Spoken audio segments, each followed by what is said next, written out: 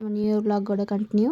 போகிற வழியில் பசிக்குதுன்னு நிப்பாட்டி ஒரு இடத்துல உனக்கு பசிக்குதான்னு கேட்டு அதில் எனக்கு பசிக்கல உனக்கு பசிக்கலன்னு சொல்லிட்டு கடைசியில் பார்த்தா நல்ல பிக்னிக் ஸ்பாட் மாதிரி இருந்துச்சுங்க. சுற்றி பார்க்குறதுக்கு எங்களுக்கு முன்னாடி நிறைய பேர் அங்கே உட்காந்து சாப்பிட்டுட்டு இருந்தாங்க. அதை பார்த்துட்டு தான் நாங்களே வண்டி நிப்பாட்டி ஒவ்வொன்றா இறக்கி வச்சு எடுத்து சாப்பிட்லாம் அப்படின்னு சொல்லிட்டு கை கழுவிட்டு எல்லோரும் போய் உட்காந்தோங்க.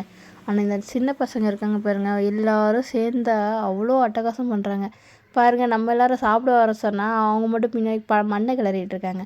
அப்புறம் எல்லோரும் அப்படியே கதை பேசிகிட்டே சாப்பிட்டோங்க. ஷேர் பண்ணி சாப்பிட்றதே சூப்பராக இருக்குங்க. பிரியாணி செய்யலான்னு நினச்சோம், ஆனால் செய்யலை. அதுக்கு பதிலாக சாதம், சாம்பார், மாங்காய் தொக்குன்னு எடுத்துகிட்டு போய் சாப்பிட்டோங்க. பிரியாணி இருந்தால் கண்டிப்பாக இந்த குட்டி பசங்க வந்திருப்பாங்க. சாதம் சாம்பார்னாலே ஒருத்தன் வரலங்க, பெரியவங்க மட்டும் தான் சாப்பிட்டோம். நல்லா ஜாலியாக கதை பேசிக்கிட்டே சாப்பிட்டோம். நல்லா இருந்துச்சு, பிக்னிக் ஸ்பாட் மாதிரி இருந்துச்சு.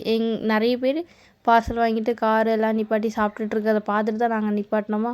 சூப்பராக இருந்துச்சு. நல்லா எல்லாத்தையும் தார்பாயெல்லாம் விரித்து போட்டு உட்காந்து சாப்பிட்டோம். ஆனால் இந்த சின்ன தலைவர் மட்டும் பாருங்கள், உட்காந்து மண்ணை கலைச்சிட்டு இருந்தாங்க. சாப்பிடவே வரலங்க ஒரு வாய் கூட. நல்லா இருந்துச்சு, ஸ்பாட்டே பார்க்கறதுக்கு சூப்பராக இருந்துச்சு.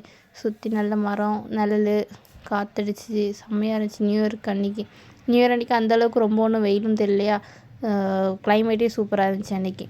அப்படியே கதையெல்லாம் பேசிவிட்டு நாங்கள் எங்கே போனோம்னா மகாபலிபுரம் தான் போனோம். தொடர்ந்து வீடியோ பாருங்கள், லைக் பண்ணுங்கள், கமெண்ட் பண்ணுங்கள், சப்ஸ்கிரைப் பண்ணுங்கள். தேங்க்யூ.